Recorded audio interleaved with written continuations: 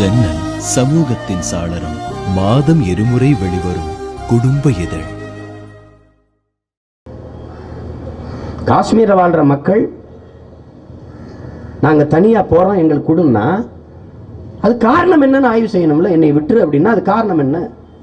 இவ்வளவு பெரிய தேசத்தோடு இணைந்து வாழ விருப்பம் இல்லைன்னா அது காரணம் என்ன?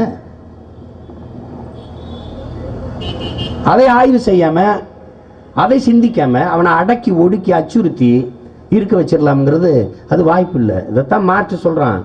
இந்தியாவின் அரசியல் ஒற்றுமை, தேச ஒற்றுமை என்பதே வெள்ளைக்காரன் கத்தி முனையில் உருவாக்கப்பட்ட ஒன்றுன்ட்டு.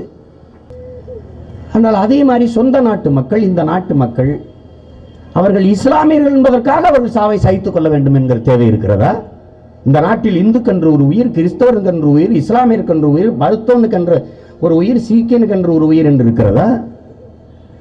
அப்ப மனித கொலையை மதத்தின் பேரால் சகித்துக் கொள்வதா?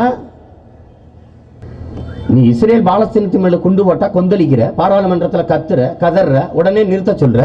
ஆனா உன் சொந்த நாட்டு மக்களை நீ குண்டு போட்டுக் கொள்றிய. இதை யாரா கேட்கறது? நாங்க தான் கேட்போம், வேற எவன் கேட்பேன்?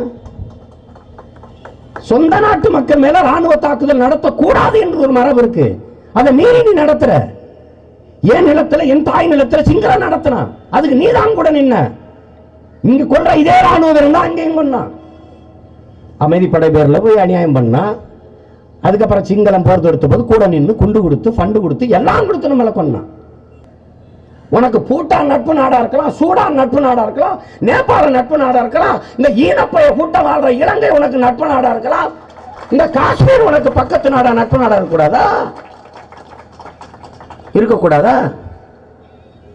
செத்து போன மாட்டின் தோலை உரிச்சதுக்கு போய் நீ கட்டி வச்சு தோலை உரிக்கிற, அடிக்கிற, அது என்ன வாதம்? பெரிய தேசியவாதமா? அது மிதவாதமா? 24 லட்சம் டன் ஆண்டு ஒன்றுக்கு நீ மாட்டுக்கறி ஏற்றுமதி செய்கிற. நீ உலகத்திலே அதிகமாக மாட்டுக்கறி ஏற்றுமதி செய்கிறவன் நீ தான். இதன் மூலம் தான் அதிக அந்நிய செலாவணி ஈட்டி கொண்டு வர்ற. ஊரானுக்கு கொண்டு ஊட்டி விடுற உள்ள நாட்டு மக்கள் மாட்டுக்கறி என்ன கொண்டு புரிய? நீ என்ன தர்மம் வச்சிருக்க? நீ இது என்ன தர்மம்? நீ கொன்னு கறியை ஏற்றி விற்கலாம். இந்த நாய் வித்த காசு குலைக்காதுங்கிற மாதிரி மாட்டு கறி வித்த காசு உனக்கு இனிக்கும். ஆனா மாட்டுக்கறியை நாங்க தின்னா அவனுக்கு கசக்கும். அது ஒரு தர்மம் வச்சிருக்கான். பயங்கரவாதத்தை ஒழிக்க வேண்டும், தீவிரவாதத்தை ஒழிக்க வேண்டும் என்று சொல்லியே நம் இனம் மொத்தத்தையும் அழித்து முடிச்சான். இப்ப அது காஷ்மீர்ல நடக்குது. அந்த போர் நடந்து கொண்டு, போர் முடிந்த பிறகு நாம் ஒரு பன்னாட்டு விசாரணையை கேட்கிறோம் ஈழத்துல. ஐநா பெருமன்றத்தில் அதுக்கான அழுத்தத்தை கொடுக்கிறோம். இங்க இருக்கிற ஐயா சுப்பிரமணியம் சாமி ராஜபக்சேவை சந்திச்சுட்டு நேரா அமெரிக்கா போகிறாரு. அமெரிக்கா போய் அமெரிக்க அதிபரை சந்திச்சு, நீங்க பன்னாட்டு விசாரணை கேட்காதீங்க, கேட்டீர்கள் என்றால் நீங்கள் ஈராக்கில் செய்ததற்கு பன்னாட்டு விசாரணை கேட்பார்கள், காஷ்மீரில் நடப்பதற்கு பன்னாட்டு விசாரணை கேட்பார்கள். இந்தியா இதை ஒருபோதும் ஏற்காது.